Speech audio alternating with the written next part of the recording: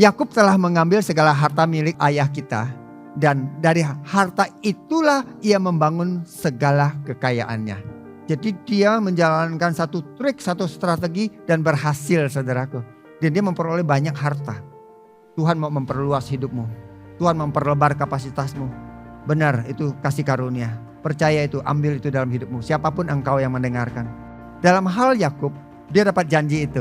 Ya, tapi dia mengusahakan dengan caranya. Di dalam caranya dia punya banyak. Dan dia mampu menghasilkan. Tapi Tuhan tidak masalah. Dia mengatasnamakan Tuhan. Dia memakai nama Tuhan bahwa dia diberkati. Saya kenal banyak orang, saudaraku. Kesaksiannya bagus, luar biasa. Tuhan memberkati. Tetapi saya tahu, saudaraku, hidup orang itu. Bahkan perjalanan hidupan saya sendiri. Saya paham. Tuhan memberkati. Tetapi lebih tepatnya itu usaha sendiri. Kekuatan dan kehebatan diri. Tetapi biar terlihat baik dibungkus dengan Tuhan di situ. Tuhan tidak marah. Tuhan tidak marah. Tapi ada satu pertanyaan, saudaraku. Is the mission accomplished yet? Apakah maksud kehendak Tuhan itu sudah tergenapi?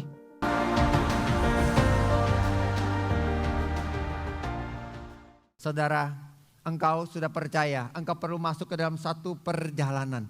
Perjalanan di dalam Tuhan. Yang kita sebut dengan perjalanan rohani, saudaraku. Perjalanan orang percaya. Banyak saudaraku orang percaya perjalanannya bukan rohani tetapi duniawi. Amin. Saudara adalah pribadi yang mau berjalan secara rohani. Saudara adalah manusia rohani dan ada perjalanan buat manusia rohani. Perjalanan orang percaya itu belum selesai, masih ada perjalanan yang perlu dimulai.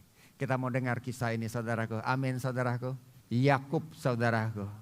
Dia di dalam kandungan karena kembar, karena saudaranya lahir terlebih dahulu. Dia pegang tumitnya, dia tidak kasih lewat. Sehingga lama proses itu, saudara, dari kecil. Dari dalam kandungan, proses itu sudah terjadi.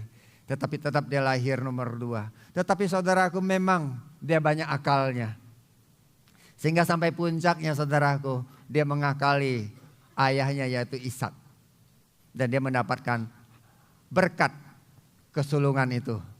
Didoakan oleh ayahnya, diberkati sebagai anak sulung. Dia menggantikan, dia menipu ayahnya, berpura-pura menjadi kakaknya yang bernama Esau itu, saudaraku. Apakah hidupmu seperti seorang Yakub, saudaraku? Engkau memulai dengan banyak cara, banyak hal untuk mendapatkan sesuatu yang sangat berharga, yang engkau impikan, yang engkau inginkan di dalam hidupmu. Tetapi saudara, melalui proses kejadian itu, Tuhan bukannya saudaraku menyelesaikan, mengakhiri, memberikan kejahatan kepada dia. Bahkan saudaraku, perjalanan Yakub di-extend, dikirim ke Padan Aram. Hidup Yakub setelah mengalami semua cara, semua usahanya dia. Dan dia berhasil. Tetapi karena Tuhan tahu bukan itu yang dia maksudkan. Yang Tuhan maksudkan kepada Yakub adalah berkat yang dari dia. Bukan berkat dari usahanya sendiri.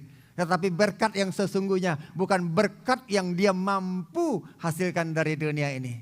Sehingga Tuhan mengextend hidupnya. Memperluas hidupnya, saudaraku. The journey of spiritual man. Inilah perjalanan manusia rohani. Yang hidupnya di-extend. Hidupnya diperluas. Engkau dipanggil Tuhan bukan karena engkau, tetapi karena Tuhan memberikan kasih karunia. Tuhan mau mengextend hidupmu, Tuhan mau memperluas hidupmu. Amin, saudaraku. Bukan dengan apa yang engkau pikirkan, bukan dengan apa yang mampu engkau rencanakan. Tuhan memperluas hidupmu. Saudaraku, seumur-umur Yakub di rumah orang tuanya, saudaraku, di kemah bersama dengan orang tuanya dengan segala caranya. Dia belum pernah jumpa Tuhan. Tetapi hasil dari tipu daya dia harus pergi. Tetapi saya melihat ini adalah perluasan, ini adalah extended perluasan dari kapasitas dari perjalanan kehidupan seorang Yakub. Pergilah dia ke Mesopotamia. Di Padan Aram, saudaraku, tempat namanya Om Laban. Perjalanan itu panjang sampai di pegunungan Samaria. Malam itu dia bermimpi. Itu surga terbuka dan ada tangganya, malaikat naik dan turun, ramai sekali di situ. Sehingga dia terkagum luar biasa. Di dalam mimpinya Tuhan bicara seperti ini. Keturunanmu akan menjadi seperti debu banyaknya dan engkau akan mengembang ke sebelah timur, barat, utara, selatan, dan olehmu serta keturunanmu segala kaum, semua kaum di muka bumi akan menerima dan mendapat berkat. Luar biasa saudara. Sejak lahir, Yakub coba mengakali, coba mengusahakan, coba mendapatkan hak kesulungan, berlomba dengan saudaranya. Tidak ada rencana yang baik. Tetapi Tuhan berjumpa dengan dia dan Tuhan menyampaikan isi hatinya. Saudara perlu menangkapnya. Hanya kasih karunia, bukan usaha. Saat saudara duduk mendengarkan, saat saudara ada mendengarkan sekarang, dengar, hidupmu hanya oleh karena kasih karunia. Jangan engkau mengira bahwa itu adalah usaha atau perbuatan, itu sesuatu yang dapat engkau balas. Tuhan datang dan Tuhan menyampaikan isi hatinya bahwa aku mau memberkati engkau, aku akan membuat engkau mengembang timur, barat, utara, selatan, keempat penjuru bumi ini engkau akan memperluas areamu dan engkau dan keturunanmu, bangsa-bangsa di bumi ini akan menerima berkat. Maukah engkau mulai berjalan? Bukan sebagai manusia duniawi, tetapi sebagai manusia rohani. Perjalanan, journey dari seorang yang bernama Yakub. Perjalanan, journey seorang anak Tuhan. Siapapun namamu saudaraku. Tuhan membawa engkau masuk ke dalam perjalanan ini. Perjalanan bersama dengan dia. Perjalanan mengenal dia. Perjalanan untuk saudaraku melihat pekerjaan. Bukan engkau tetapi kasih karunia menjadi nyata di dalam hidupmu. Kuasa Allah ada bekerja dalam kehidupanmu. Kisah Yakub ini menarik saudaraku. Lebih menarik daripada semua film drakor yang saudara bisa lihat saudaraku. Drama, perjalanan, kisah cintanya bersama dengan Rahel saudaraku. Kisah seorang yang tidak punya apa-apa saudaraku. Kalau difilmkan sangat menarik. Yang bekerja sama bosnya dan kemudian dia jatuh cinta sama anaknya. Mungkin mirip seseorang yang mendengarkan saudaraku. Tapi bedanya Yakub itu luar biasa kuat. Dan dia dapat loh saudaraku. Tuhan melanjutkan, dia berkata dalam ayat 15 Kejadian 28. Aku tidak akan meninggalkan engkau. Tetapi melainkan tetap melakukan apa yang kujanjikan kepadamu. Sehingga keesokan harinya pagi-pagi saudara, dia begitu terkesan, terkesima, dia bersemangat. Karena dia berjumpa dengan Tuhan. Dia mengalami saudaraku lahir baru.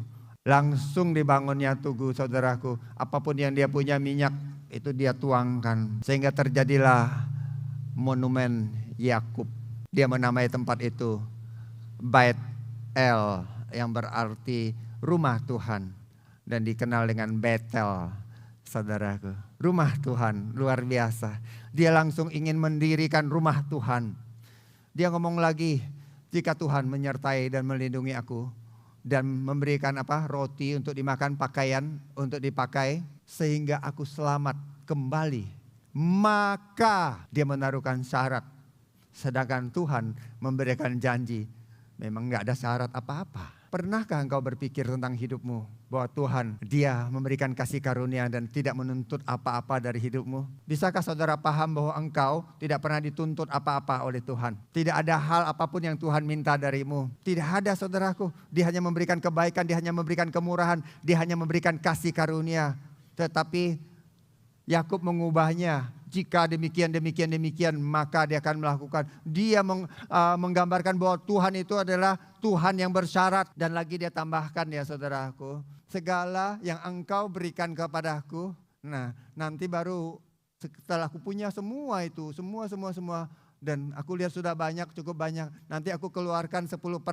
Nanti itu buat Tuhan. Ini baru awal perjumpaan Yakub saudaraku. Dia belum paham. Banyak orang percaya seperti Yakub jumpa pertama kali dia pikir sudah segalanya. Oh dia sudah dapat semuanya ini janji Tuhan. Jadi dia bersemangat, dia bergelora. Karena sudah dapat visi, sudah dapat saudaraku. pencerahan. Tapi saya mau kasih satu pertanyaan buat setiap saudara. Apakah engkau, saudara, menyimpan janjinya, memegang janjinya, atau engkau cepat sekali dapat janji seperti Yakub itu, engkau mau apa saudaraku? Mulai mau berjuang sendiri, mengandalkan diri. Engkau mau lari cepat untuk menghasilkan. Are you keeping his promise or running yourself down? Apakah engkau saudaraku saat mendapat visi, mendapat kebenaran, saat engkau berjumpa dengan Tuhan itu, engkau memegang janjinya, menyimpannya di dalam hatimu, seperti seorang Daud berkata, di dalam hatiku aku menyimpan janjimu, yang pasti membuat aku jalannya lurus, tidak berdosa terhadap engkau. Nah, banyak orang sampai di sini ya saudaraku dapat visi, semangatnya tidak salah, tetapi saudaraku dia tidak berubah di dalam cara, dia tidak berubah, dia tidak sadar bahwa Tuhan janji kepada dia itu bukan karena dia punya apa-apa, bukan karena dia bisa apa-apa, karena semata-mata Tuhan sudah berjanji kepada ayah, kepada kakeknya, kepada Abraham. Bagaimana Tuhan sudah melihat Abraham itu percaya kepada dia. Dan janji itulah yang Tuhan berikan kepada Yakub sebagai keturunan dari Abraham.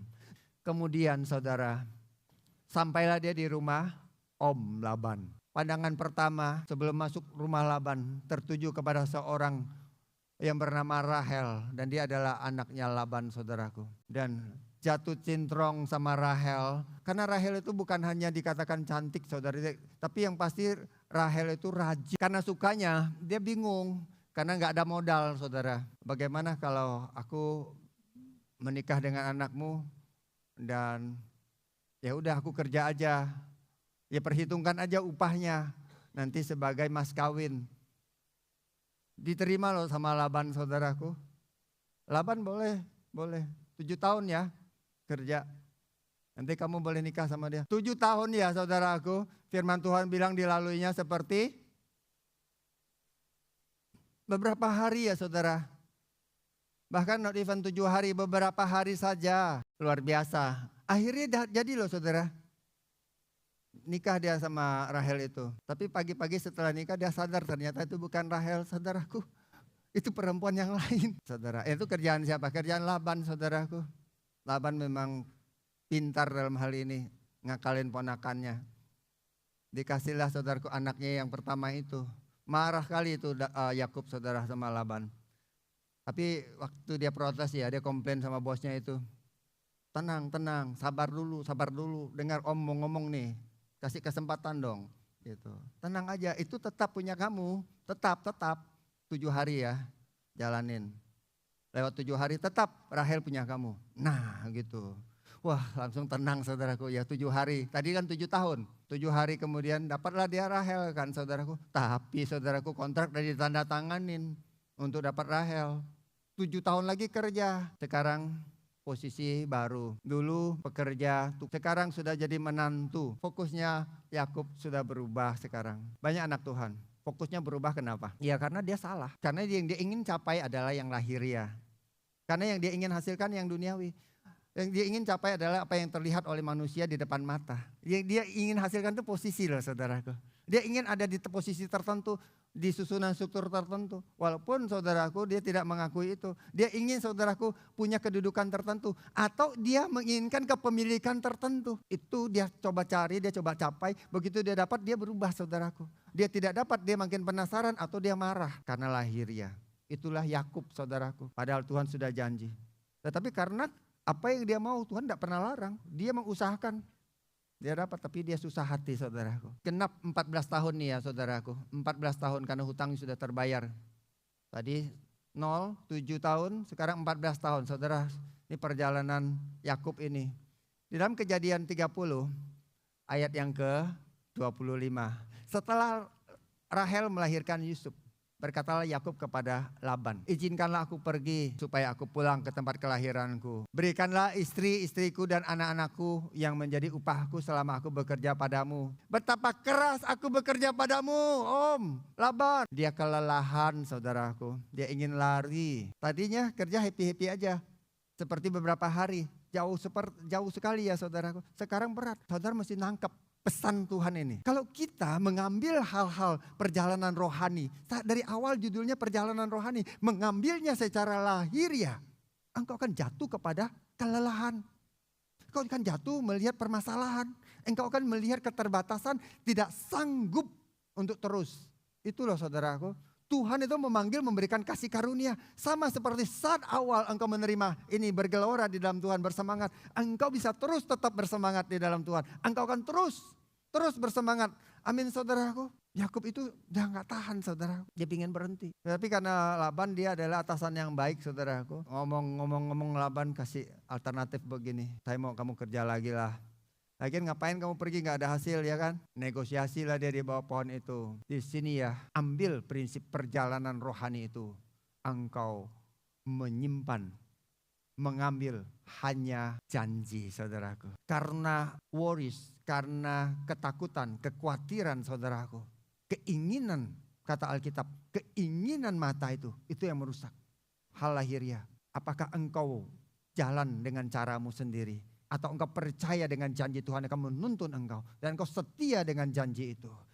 Keep the promise. Let go of self with its worries. Segala kekhawatiran itu kamu perlu lepaskan. Self dan worries. Self and its worries. Ya, itu yang membuat kita hancur. Membuat kita rusak. Karena keinginan, kekhawatiran akan dunia ini. Keinginan dan kekhawatiran ini yang merusakkan kita. Dan dia tidak bisa menambahkan sehasta pun dari jalan hidupmu. Maka engkau perlu let go. Perlu melepaskan itu. Perlu tidak membawa itu dalam perjalanan hidupmu. Karena di awal di Betel, saudaraku, Tuhan sudah janji sama Yakub. Dia hanya perlu teguh dengan janjinya. 14 tahun telah berlalu. Dia sudah dapatkan saudaraku secara lahiriah. Tetapi dia kosong. Dia merasa hampa, dia kelelahan di situ. Makanya apa yang terjadi? Dealing lagi sama Laban tadi itu. Sehingga Laban berkata, baik aku kasih upahmu. Dia buat upahnya begini begitu. Dia bilang sekarang aku maunya hasilku. Ini kan domba ada hitam atau ada putih. Kalau yang bercoreng yang bintik ya udah itu punya aku. Dia kerja. Kalau seperti itu dia oke. Pokok mana anak domba lahir yang bintik, yang coreng-coreng itu punyanya Yakub. Ini kekuatan manusia lahirianya benar-benar bangkit dan maksimal saudaraku. Apa yang terjadi? Kedengaranlah kepada Yakub ya, anak-anak Laban berkata seperti ini. Yakub telah mengambil segala harta milik ayah kita dan dari harta itulah ia membangun segala kekayaannya. Jadi dia menjalankan satu trik, satu strategi dan berhasil saudaraku. Dan dia memperoleh banyak harta. Lalu firmanlah Tuhan kepada Yakub. Sudah 20 tahun dia di rumah Laban ini. Pulanglah ke negeri nenek moyangmu dan kepada kaummu dan aku akan menyertai engkau. Dengar anak-anak Tuhan, saudara-saudara kekasih. Tuhan mau memperluas hidupmu. Tuhan memperlebar kapasitasmu. Benar itu kasih karunia. Percaya itu, ambil itu dalam hidupmu. Siapapun engkau yang mendengarkan. Dalam hal Yakub, dia dapat janji itu, tapi dia mengusahakan dengan caranya dia. Yakub sudah menghasilkan. Tetapi, saudaraku, apakah itu yang Tuhan maksudkan?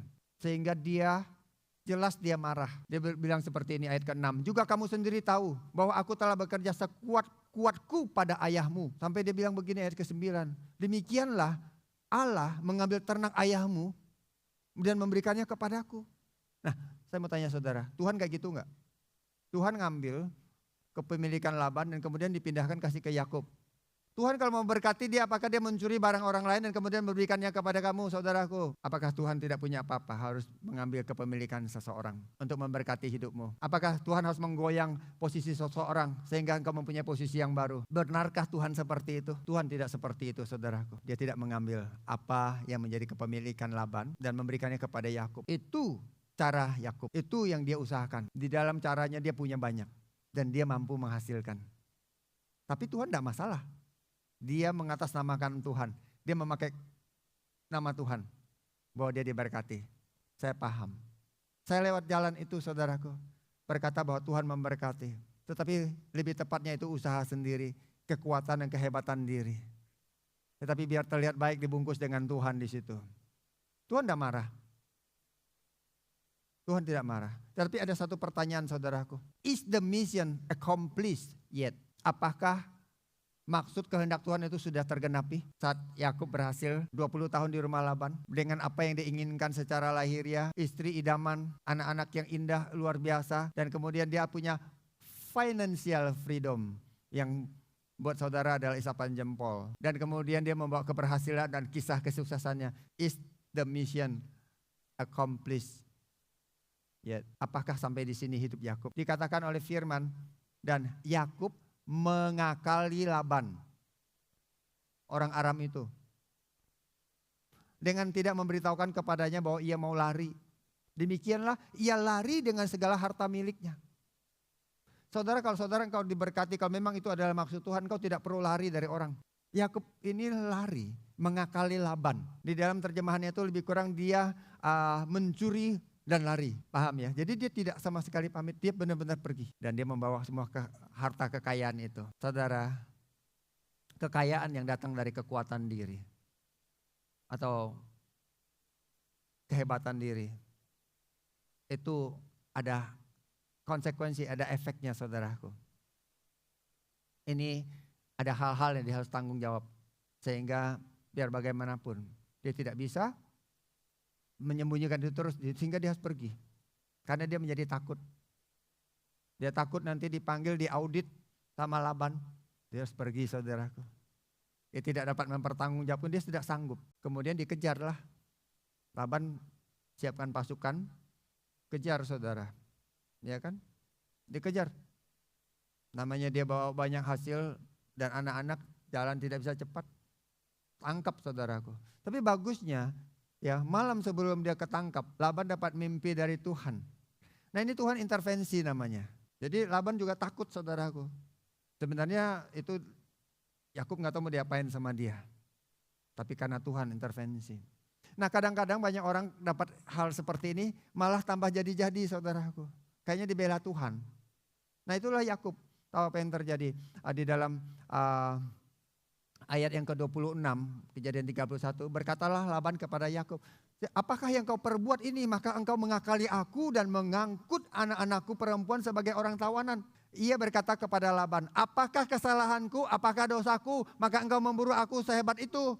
Saudara, banyak konsekuensi, akibat yang perlu ditanggung dari hal-hal yang lahiriah. Padahal Tuhan sudah janji. Setelah itu mereka selesaikan dengan baik, beres urusannya, tapi Tuhan mempersiapkan Yakub.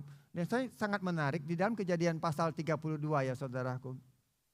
Dikatakan demikian, Yakub melanjutkan perjalanannya, lalu bertemulah malaikat-malaikat Allah dengan dia. Ini encounter lagi saudaraku. Tuhan jumpa sama dia. Dan tempat itu saudaraku, malaikat begitu banyak. Maka dinamai tempat itu Mahanaim. Karena itu jamak saudaraku. Jadi dia buat artinya dua perkemahan. Begitu banyak. Nah, pertanyaan saya, kenapa Tuhan kasih lihat malaikatnya? Karena Tuhan tahu apa yang akan Yakub alami. Dia mengalami persoalan luar biasa saat dia memberi kabar kepada Esau bahwa dia kembali. Esau mendatangi dia, kakaknya. Mendatangi dia dengan 400 orang. Saudaraku, 400 orang yang gagah mendatangi Yakub. Makanya Tuhan kasih lihat malaikat. Itulah pembelaan Tuhan saudaraku. Tuhan itu mempersiapkan Yakub. Tetapi banyak anak Tuhan tidak paham bahwa Tuhan sedang memberikan pembelaan kepadamu. Tuhan sedang mengaturkan banyak hal untuk menjaga hidupmu. Dia tahu apa yang akan terjadi, bahkan konsekuensi daripada hidupmu pun dia mau teguhkan bahwa engkau masih tetap di cover, dijagai. Malaikat Tuhan itu loh saudaraku begitu banyak. Yang menggambarkan bahwa yang menyertai dia lebih banyak. Tuhan itu mau mengcover hidupmu. Apa yang kau alami, bagaimana keadaan dan kondisimu saudaraku. Tuhan mau mengcover, Tuhan mau menjaga hidupmu. Amin saudaraku. Engkau hanya perlu percaya, melihat kasih karunia-Nya ada saudaraku.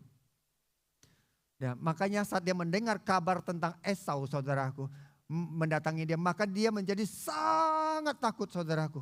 Karena dia mendengar bahwa Esau datang dengan 400 orang. Dia menjadi sesak. Ini menjadi ketakutan dia yang paling kuat saudaraku.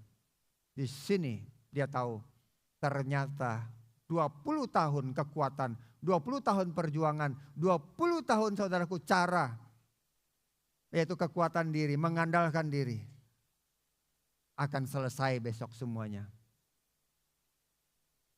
Semuanya, termasuk istri, anak-anak, pikirannya sudah kacau sekali saudaraku.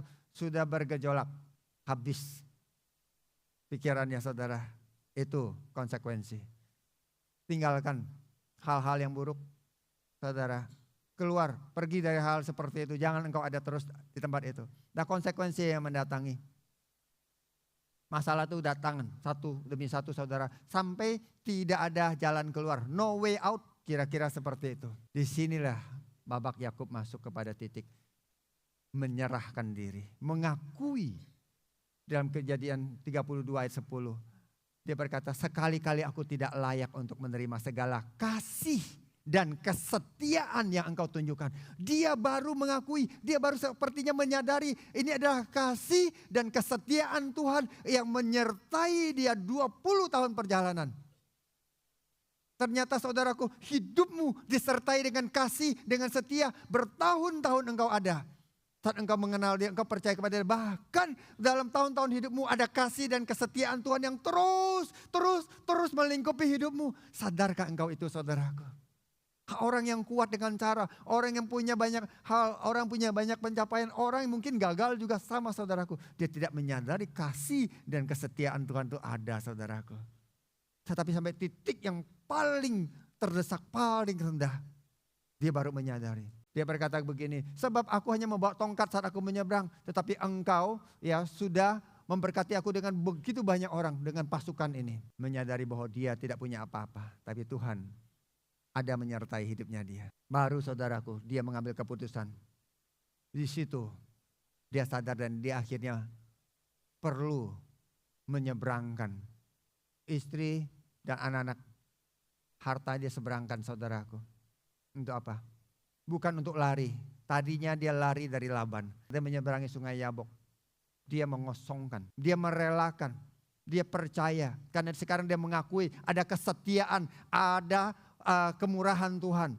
Ada kasih Tuhan yang menyertai dia sehingga dia berani menyeberangkan semuanya. Mengosongkan itu saudaraku. Ada titik dalam hidupmu saudaraku engkau yang percaya. Engkau perlu rela dan mengosongkan hidupmu. Karena kekuatanmu, kemampuanmu, kehebatanmu akan ada batasnya saudaraku. Amin. Engkau perlu membawa itu kepada Tuhan. Engkau perlu menyeberangkan itu semua.